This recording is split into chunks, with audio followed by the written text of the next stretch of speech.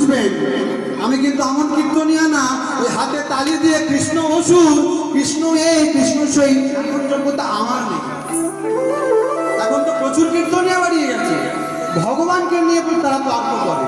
শুনুন, ভগবানকে নিয়ে তর্ক বিতর্ক এই তোমার এই ছোট্ট মস্তিষ্কে কখনো ঢুকবে না। তার লীলা কথা জানার অধিকার আছে একমাত্র শুদ্ধ ভক্তের। তুমি কেমন কীর্তনিয়া যে আসলে কি হাতে তাড়িয়ে দিয়ে বলো কৃষ্ণ এই কৃষ্ণ সেই? এগুলো কীর্তন না। আর তাই শুনে বলে দেখ কেমন গান গেয়ে গেল। যুক্তি আছে প্রত্যেকটা কথার মধ্যে। বাবা, যুক্তি খুঁজলে ভগবানকে পাবেন। যেখানে যুক্তি নিয়ে ভগবানকে আলোচনা করা হয় সেখানে কিন্তু ভগবান থাকে না। ভক্তি দিয়ে ভগবানকে ধরতে হয়। কৃষ্ণ এই কৃষ্ণ সেই এমন করে কীর্তন শুনলে কীর্তন শুনলাম না। কীর্তনের মধ্যে কোনো পদাবলী নাই, কিচ্ছু নাই, ওই প্রশ্ন ছুড়ে দিচ্ছে।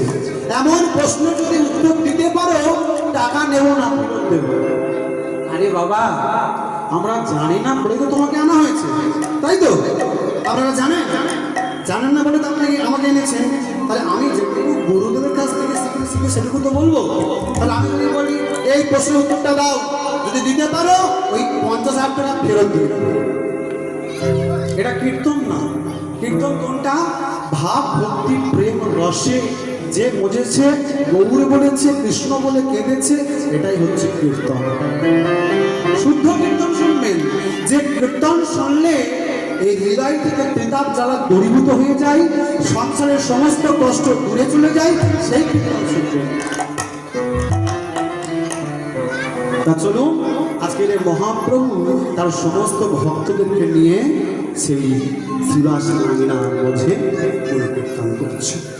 আর কীর্তন করতে করতে কি হলো বাবা? নিজের অজান্তে মহাপ্রভু অঝর নয়নে কাঁদছে।